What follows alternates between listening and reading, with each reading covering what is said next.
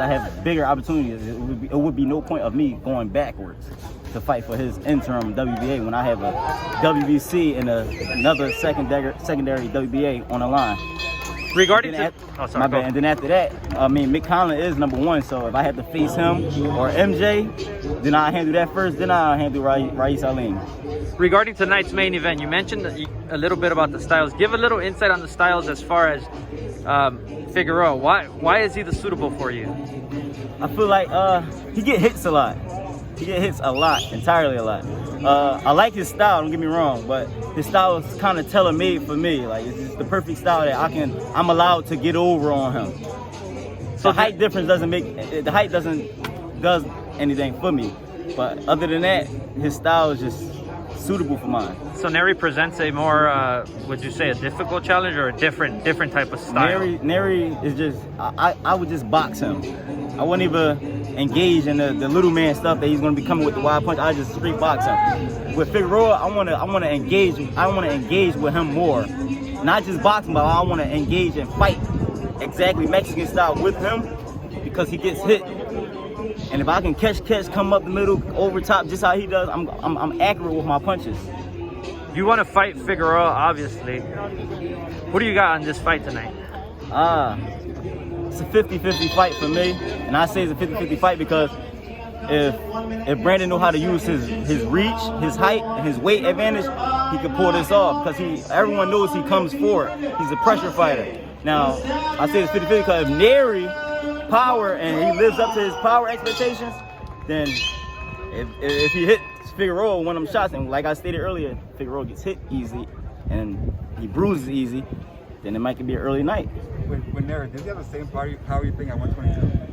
No, I don't think he will. I mean, we'll see tonight though. I mean, I could be wrong, but for me, I think not. No. I feel like us 122 pound, natural 122 pounder, we walk around big, and we are a big guy, so I can absorb that.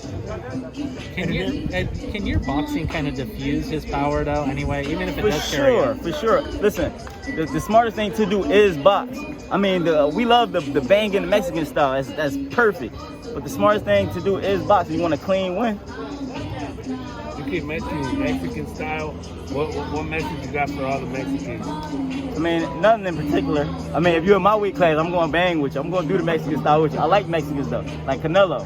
I like Canelo. I heard in the interview last week you talked about being pretty much bigger than a lot of these guys and being able to absorb their punches. Do you feel like Nery or Figueroa has the power to hurt you? No. I feel like Figueroa is the only one right now that probably can match my power and probably have a better chance than any other fighter right now that's fighting tonight. Not like MJ and all of them. I ain't worrying about them right now. I'm putting my eyes strictly on Nery and Figueroa. But as far as the power, no. I don't think Nery can hurt me or Figueroa really. I just feel like I will be able to feel Figueroa's power because I feel like he's big as me, and I know that he walks around as big as me. So I know it'll be an even matchup as far as the power. How do you make 122? Are you making 122 well? Are you making it easy? I makes it easy. I mean, if you see all my interviews and how I was interacting with the media, fans before my last performance, it shows that, you know, I wasn't hungry, I wasn't drained, my face wasn't something, my stomach wasn't touching. I just was feeling all around great and amazing because I know how to make the weight the right and proper way. I don't just try to put a sauna. I haven't used a sauna suit since I was an amateur, since I was like 13, 14 years old.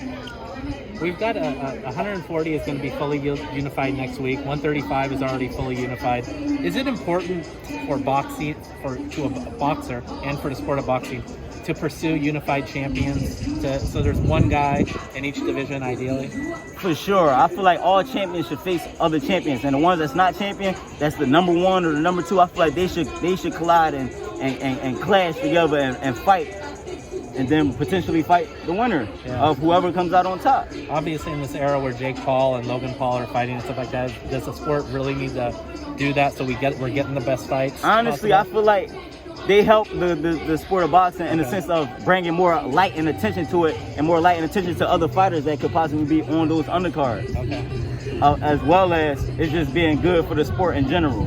I mean, everyone likes to see a fight. Yeah. True. Thank you. We'll talk to you afterward. Huh?